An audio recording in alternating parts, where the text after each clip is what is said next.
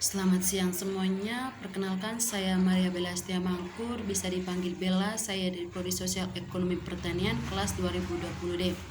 Di video kali ini saya akan membahas materi tentang konsep organisasi dan konsep manajemen.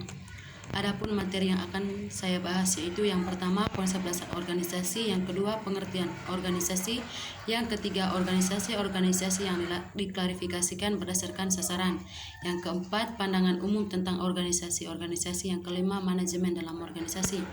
Langsung saja ke materi yang pertama yaitu konsep dasar organisasi. Organisasi menjadi elemen yang amat diperlukan dalam kehidupan manusia.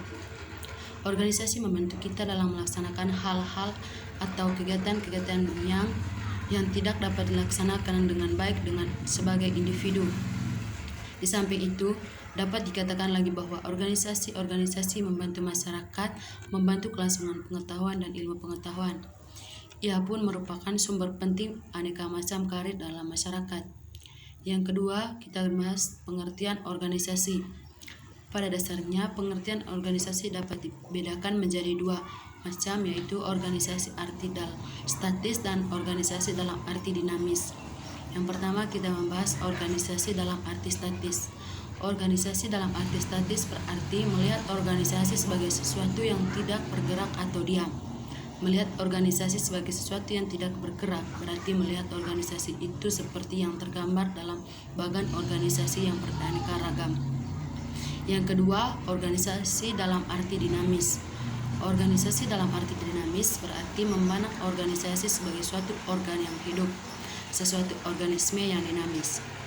Memandang organisasi sebagai organisme yang dinamis berarti memandang organisasi tidak hanya dari segi bentuk atau wujudnya, tetapi juga melihat organisasi itu dari segi isinya. Isi daripada organisasi adalah sekelompok orang-orang yang melakukan kegiatan untuk mencapai tujuan bersama.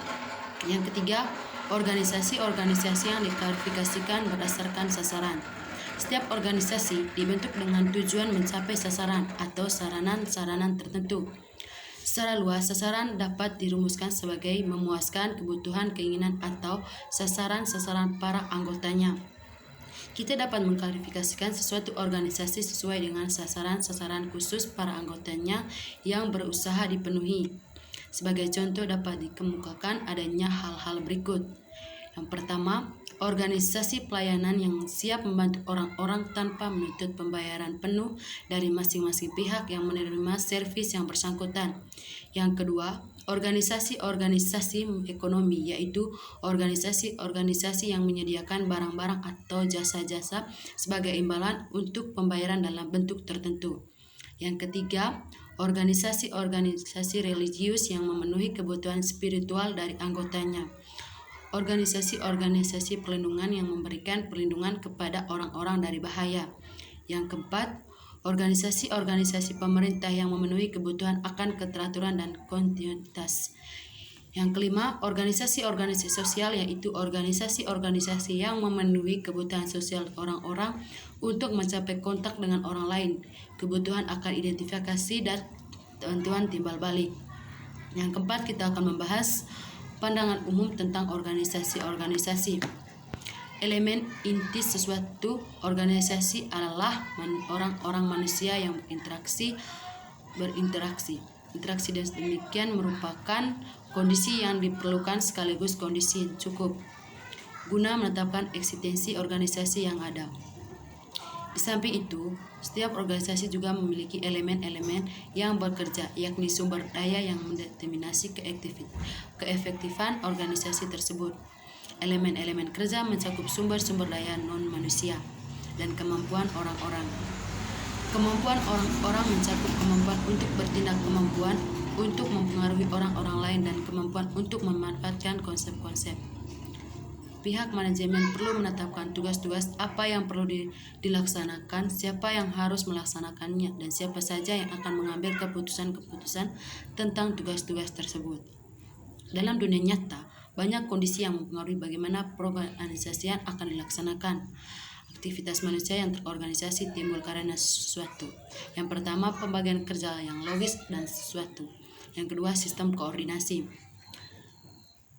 Yang kelima, kita akan membahas manajemen dalam organisasi. Kata manajemen tampaknya begitu sering didengar. Manajemen erat kaitan dengan konsep organisasi. Menurut Griffin tahun 2002, organisasi adalah sekelompok orang yang bekerja sama dalam struktur dan koordinasi tertentu dalam mencapai serangkaian tertentu.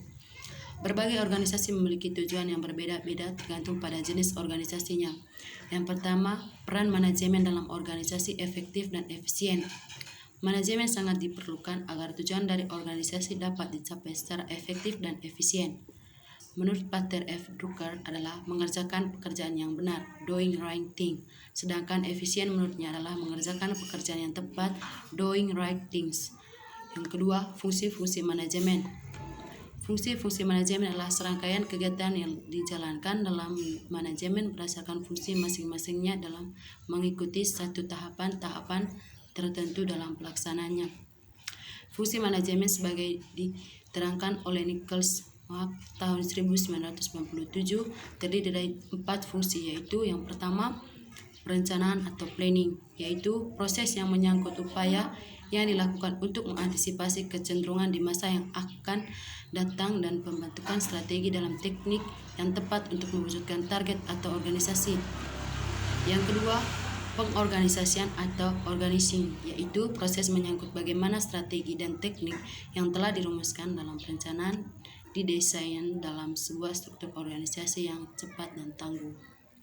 Sistem dan lingkungan organisasi yang kondusif dan bisa memastikan bahwa semua pihak dalam organisasi bisa bekerja secara efektif dan efisien guna mencapai tujuan organisasi. Keempat, pengimplementasikan atau directing, yaitu proses implementasi program agar bisa dijalankan oleh seluruh pihak dalam organisasi, serta proses memotivasi agar semua pihak tersebut dapat menjalankan tanggung jawab dengan penuh kesadaran dengan produktivitas yang tinggi.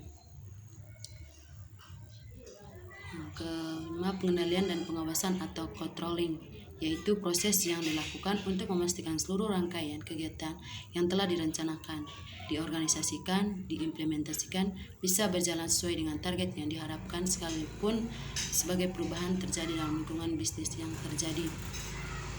Baik, setelah kita membahas materi di atas, saya akan membaca kesimpulan dari seluruh materi yang saya bahas tadi. Kesimpulannya, menurut Mary Parker Follett, manajemen adalah seni dalam menyelesaikan pekerjaan melalui orang lain. Kata manajemen tampaknya begitu sering didengar. Manajemen eratnya kaitannya dengan konsep organisasi. Organisasi adalah sekelompok orang yang bekerja sama dalam struktur dan koordinasi tertentu dalam mencapai serangkaian tertentu. Berbagai organisasi memiliki tujuan yang berbeda-beda tergantung pada jenis organisasinya. Elemen-elemen suatu organisasi adalah manusia, tujuan tertentu, pembagian tugas-tugas, sebuah sistem untuk mengkoordinasi tugas-tugas, serta sebuah batas yang dipatok yang menunjukkan pihak yang berada di luarnya. Setiap organisasi dibentuk dengan tujuan mencapai sasaran atau sasaran tertentu. Secara luas, sasaran dapat dirumuskan sebagai memuaskan kebutuhan, keinginan, atau sasaran-sasaran para anggotanya. Baik, terima kasih. Sekian dari saya untuk memaparkan materi yang saya jelaskan pada siang hari ini. Terima kasih.